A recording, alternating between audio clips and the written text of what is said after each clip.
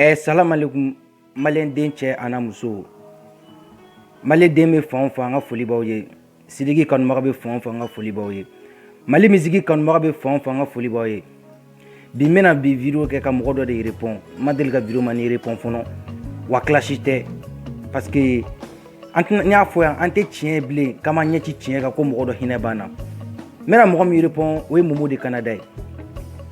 N'a y'a diya a ka faamuya n'a ma diya a ka faamuya clash kɔni tɛ wa siranɲɛ tɛ parce que olu tɛ se dɔ wɛrɛ la faneni baneni kɔ an tɛ faneni baneni na an y'an ka vidéo kɛ choisi o ye artiste ko de k'an yɛrɛ nisɔndiya. Momo de Canada bɔra k'a fɔ a ka vidéo la a bɛ ka mɔgɔw lafili ko Sidiki de bɛ ka Snapper ni Pɛgɛn saraka Iba One neni.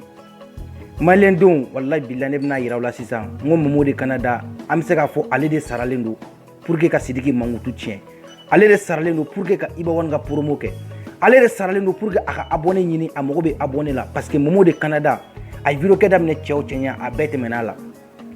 A ye mɔgɔ minnu kalan vidéo kɛ la o bɛɛ tɛmɛn'a la n'a ye vidéo daminɛ a ka direct suivilenba ye mɔgɔ 200 ye. Ale ye mɔgɔ minnu kalan vidéo la n'o ye général ye ne ka général n'o ye Chigo ye. Chigo nin bɛ 2000 kɛ, Chigo nin bɛ 3000 vues kɛ.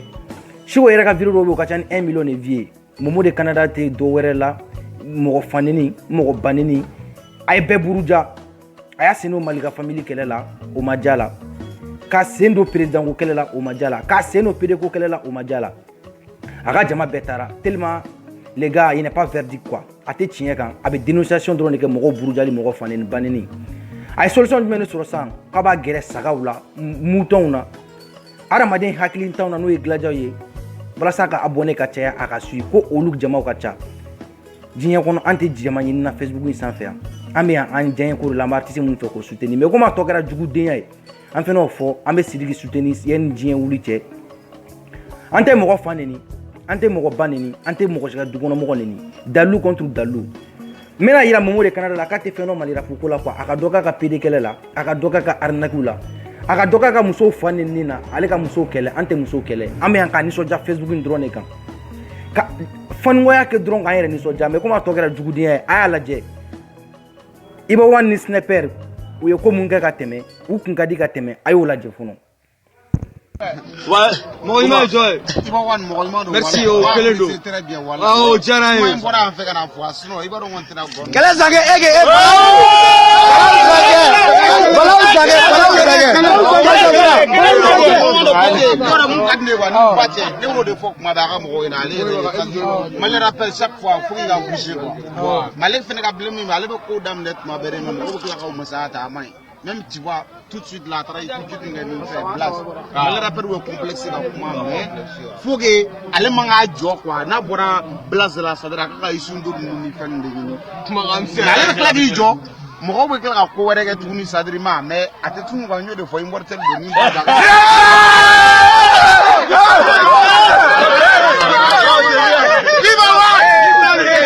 Voilà jama aw yɛrɛ bɔra ka Snapper ni Iba ka kuma lamɛn. Est-ce que ni wagati la aw ye Sidiki ka mɔgɔ dɔ ye ka bɔ k'i plaigner ko Iba One bɛ ka Snapper sara ka Sidiki buruja? Est-ce que Sidiki bɔra k'i plaigner ko Iba One bɛ ka Sidiki sara Snapper sara ka Sidiki buruja? Non. Parce que Sidiki c'est quelqu'un a bɛ hadamaden dɛmɛ trop quoi. Wa a mago tɛ nin ko na parce que ale ka vision tɛ Mali ye.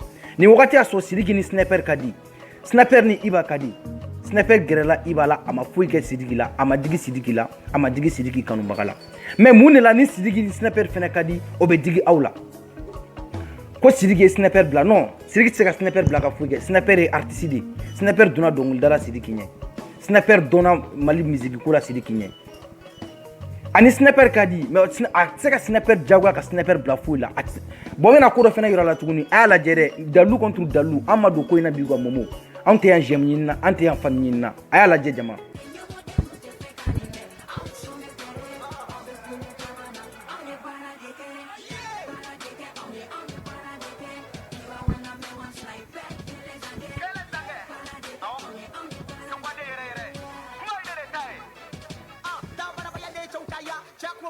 Bon, ça c'était en 2013. Snapper featuring Iba One et Sidiki Diabaté.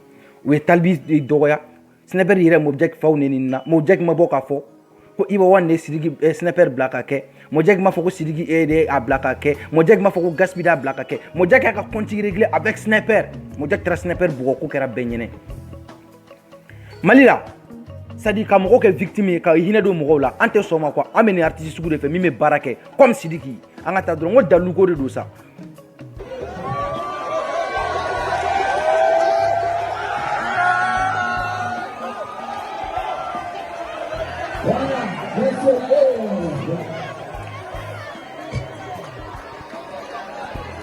Ok, Malien, Anyamala. Sidiki te mogo juguye quoi. Mi ye Sidiki jani ne baka Sidiki soutien mina mena foyo doko kan saraladi. Parce que Malila drone ni mi mandi mogo ino ke dro ki sarla. Sidiki iba wan balu iba wan nakma bo kay aya nyada la je ina foko juga papier. Aya fasa tugo la je iko Ethiopie solla. Aya kala kama kay iba wan bantugo la je sa. Aya bantugo la je sa ina foko gawo fato. Sidiki de iba wan balu foka bunya. Ka bunya bi foka nunfle ke ko maliken nunfle. Ka bunya foka tombu sigi. Aw bela jeli iba wan tombu ye.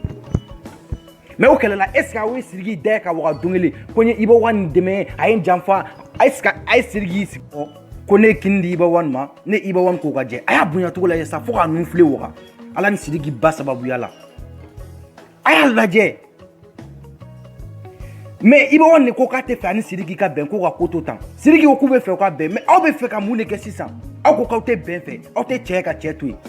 Sidiki ga mo demain à madame ne sniper la de, adam mera ibala.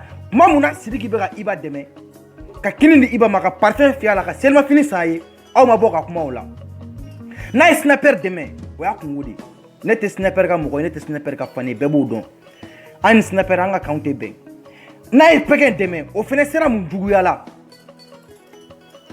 aw bena dongli la deme fa Sidiki man ay ba wan fa satugo la esa me anga ta me bara ira wala Sidiki ga bara dalu contre dalu Jarabi leife I love you. Wow. Baby, I love you. Bon, Sidiki ka bara do ye aye Mali kuna wolo mina aya fo debi iba wan wolo la aye Mali kuna wolo fengele mina aye nana fengele Facebook sanfɛ nya fa ye tugum na Sidiki ya mogo deme madame ne sniper la madame ne pegela adam ne debi iba wan na wa dongil dala foite Mali kono araperu la ko mi to soro min de la ka keme wa kelen soro rapu la ko Sidiki ma min deme a dongil dala te mais comme jugu de ya do ne ba fukani dalu me do kolo karni dalu ay sar la jessa international malien ne awga kegun na soro awtate jugu ya ina fo nu nta nyona aya jatemne Sidiki ni gaspi kadi début 2012 uma deliga kele Sidiki ni talbi jara vers le 2017 2016 nuna Talbi ni Sidiki nou be ɲɔgɔn fɛ u b'u ka vidéo kɛ u b'u ka diya kumaw fɔ Gaspi tɛ kuma Gaspi t'a fɔ ko Sidiki ye nanfigi ye Gaspi t'a fɔ Sidiki ye sabujugu ye ni Talbi fana ni Sidiki be ɲɔgɔn fɛ ni Gaspi fana ni Sidiki be ɲɔgɔn fɛ u b'u ka diya kuma fɔ u bɛ ko kɛ Talbi t'i plaignye parce que olu ye cɛw de olu b'a dɔn u bɛ ko mina rapu la mais baliku barika bannen k'i ban baara ma k'i ta kɛ bezi ɲini k'i b'i balo mɔgɔ la k'i ye fantanden wallahi bilahi ne y'o de f'i ye e ye diya ni ne ye e faama ye ka tɛmɛ ne kan ni anw fɛ sɛnɛjala ne bɛ dun parce que dongo do ebe wuli ebi baye ne ne san jole ne te mbaye fantanya sababu ye akadi nyenga mbaye mais c'était nye kataso nana so ka fene nyini ala ma ngarsike ke fena fono mais en temps plein mo chier en temps kuma jigi mo chier ni mo jamane no Facebook wa ne de jamane no fantanya ta ira ko mo ki bambara ma fantanya ta ira ki yake hasidi ye al talbi ka son la ban bora ko sayna ay Gaspi clasher est-ce que Gaspi a foko Sidiki de talbi bla ko kewa malien ayaw nya yele quoi mais iba ko kani Sidiki te be aw be fe Sidiki ka muneke akuma akake iba won ga chay sabalisa ay ni artiste sugula je mo be Mali drapeau ta ka bla jien fan be fe Afrique jamana be mo be Sidiki mo sugula mais ala o ta ko do ma gratuitement ate ala ye remercier fo ka to jugu denya la mo dala ka be barake bal ta ko comparer anga stari la en internationally ani rappeur communal ta ko bul comparer ngona ne ba ini Sidiki kon mo ka fe ayake ala kala ka mo kona no répondre anga ta dron bersité kana ambe bara min siri nunu na billa be do Mali histoire la na bané ne de ne afo ne te chechi Sidiki la bla chechi blé al ne wolo do ne te Sidiki la bla blé parce que jamana to gara jugu denya de anga ta fe mo be Mali to bo ne be jeli bo ono fe parce que masé ka fenya faso yi mo ma ka fenya faso nto olu jugu ya quoi ka o shige ko pede ko kele ka muso arnake ka karamo fanini ka mo arnake ka malika famille ki ti daro kelela o majela ka taw daro président kelela o majela ko bena jama ini Sidiki Gambila te marché amblé malende ayala jere cheba ka minga ko dongli cheba ka mali to ko la se woro mi ma ayala je n'a sɔrɔ aw delila ka Sidiki ye fɔlɔ ka mɔgɔ dɔ dɔgɔya a ye nana video kelen k'i sigi ka adamaden dɔ dɔgɔya diɲɛ kɔnɔ mais hali sisan i b'a tun bɛ direct la i b'a rappeur dɔgɔya a tɛ se ka diɲɛ ko foyi kɛ n'a ma mɔgɔw dɔgɔya Sidiki den tɛ snapper a den tɛ pɛgɛ ye min minnu jɔ u b'o de kɛ wa u t'u ni Sidiki ka teriya tiɲɛ salam alaikum aw ni ce